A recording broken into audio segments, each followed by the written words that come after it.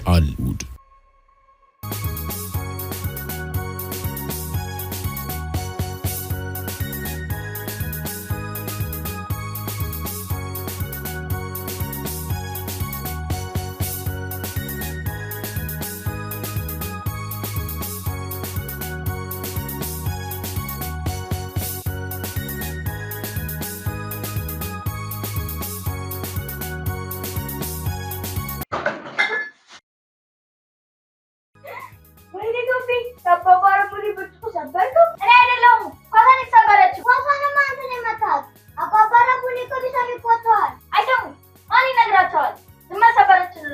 እኔ ሰምቻለሁ ቶቢድ መሰበረች ሊል ነው ሉሲ አትናገሪብኝ ተቆልት ሰጥሻል እንዴው ተቆልት አልፈልግም ሙሰት ኮ ነው አፌን ያሳክከኛል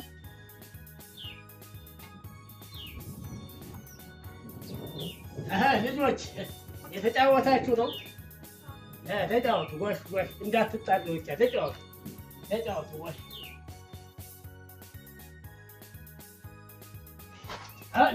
ልጆች በቃ ጫወታ ደግሞ ይበቃል ኑ አሁን ደግሞ ኑ ወንበር አምጡና ቁጭ በሉ ተረት ይነገራችኋል ነው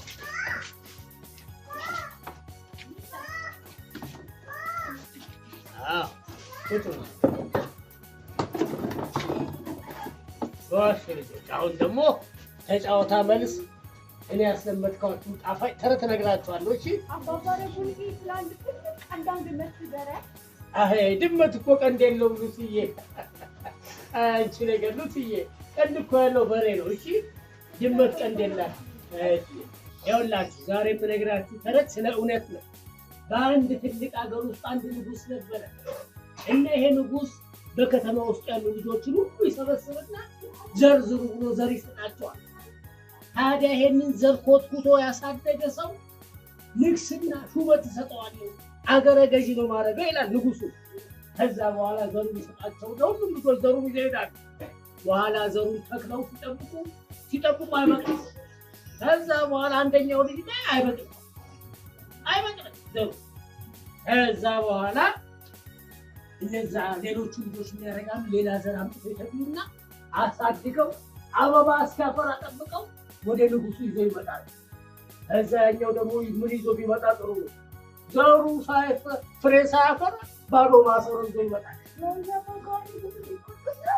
ምን ይቆጡታል ለነገርሽ እኮ ነው ሉሲዬ በኋላ ንጉሱ ሁሉንም ሳያዩ እነዛ የቀሩት ፍሬ ያፈራ ዘር ነው ያመጡት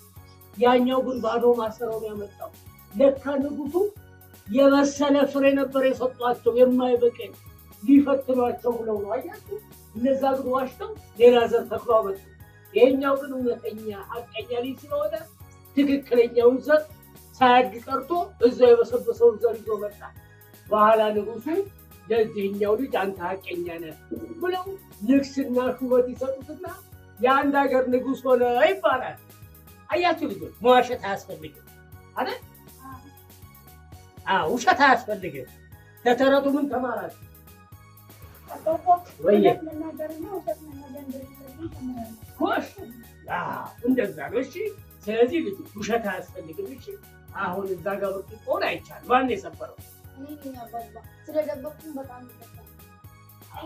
እኛም አብረን ስለደበቅኩኝ በጣም አያችሁ ውሸት አያስፈልግም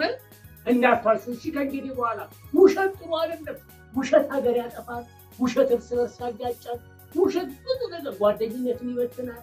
ስለዚህ ልጆች ውሸት እንዳትናገሩ ጋሽ እሺ አባባ ዛሬ እውነት ስለተናገርኩኝ ንግስት ያለ አይደለም